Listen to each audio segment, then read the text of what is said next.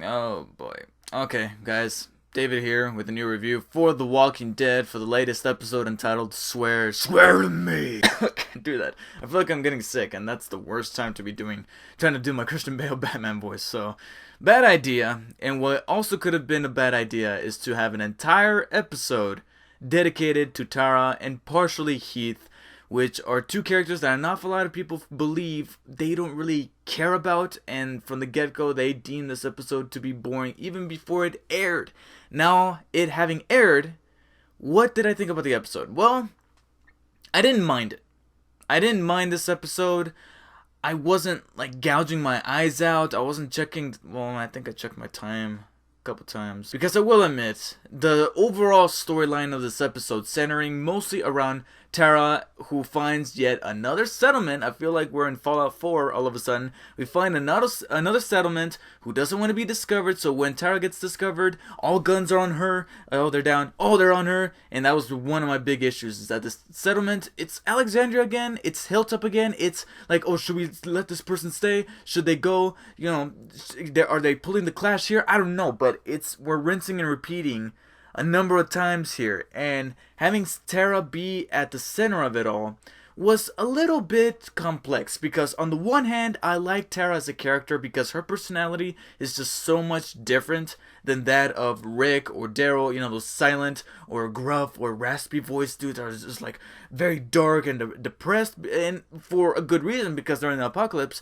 Tara is a welcome addition because she is trying to lighten the mood. She does try to crack jokes here and there because she understands how dire the situation is, so she tries to make some levity out of it, and I understand. I like her jokes. Some people thought that she was forcing herself to be the comic relief. I didn't find that to be the case at all. Plus, some major props for Tara flipping that little girl off. That little girl was getting on my last fucking nerves. She was a little shit. When she spit, I'm like, Tara, please do something, and her flipping, I was like, yes, thank you.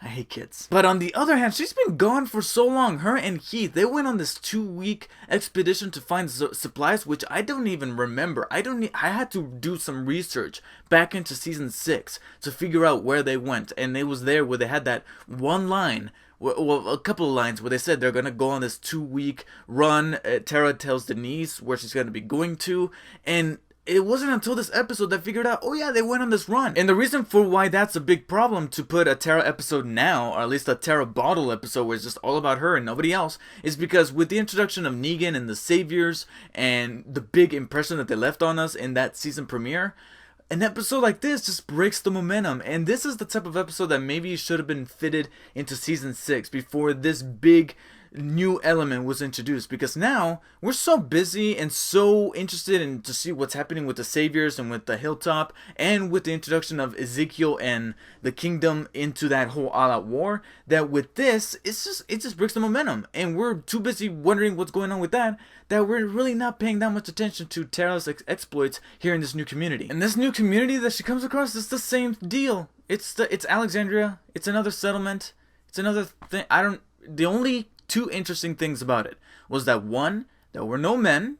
That's the one thing that I picked up from the very get-go. I'm like, where are the men? Not that I'm looking for them, but I'm just saying, I mean, this is actually a little bit of a paradise for Tara, but that was the one thing that caught my eye. Where are the men? And there was an explanation for that. But that explanation gets fleshed out into the second interesting thing, which is that this community was in fact affected by the Saviors, and is going to be a little bit of it could potentially be a chess piece in the all-out war storyline that's going to break out between all these communities against the Saviors. That was interesting. And then I also like that ending. I like that Tara does return back to Alexandria. We didn't string that along another episode. She finally returns, she learns the sad truth about Denise, and she keeps her promise to keep that community a secret. They didn't betray her character, despite Rosita's prying there, like, please give me something, because she's the one that's rebelling. And I understand her aspirations, but I just feel like this is going to end badly, and this is going to get some people killed, not including her, but like other people that I genuinely care about. So I'm holding some reserve when it comes to Rosita's intentions here to kind of rebel against Negan and the Saviors. I understand why she's doing it, but maybe she's going about it the wrong way. And Heath, well, he's still alive.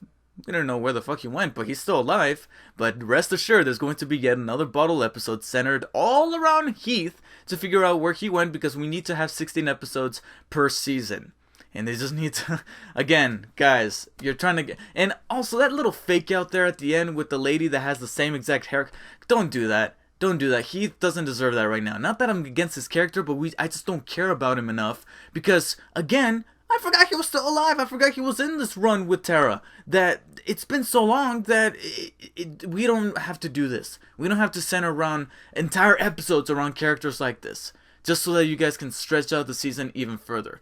And at this point, you guys have two solutions. Either A, come up with enough interesting content to put into every episode for a 16 episode season, should you continue into season 8, 9, 10, whatever, because you guys are trying to keep this indefinite, or start shortening their seasons. Take a note from Game of Thrones and know when to kind of cut back so that you guys can tell a much more concise story instead of bringing out all these filler bottle episodes that people aren't a huge fan of. I don't detest this necessarily, I don't even dislike it, but you guys could do so much better. You guys started off the season strong, and I'm starting to see the quality deteriorate. And we only got 2 before the mid-season finale. Actually, we got 1 and then the mid-season finale.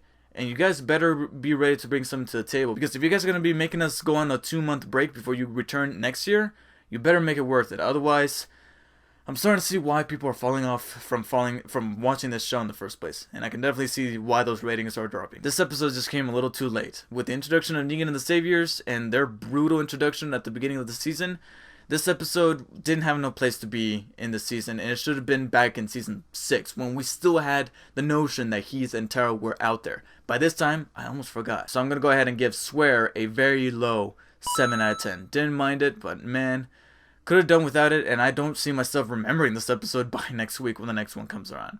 So anyways, let me know what you guys thought of this week's episode of The Walking Dead. What did you guys think of this type of structure when it comes to AMC's construction of their season when they put out episodes like this? Do you like it? Do you hate it?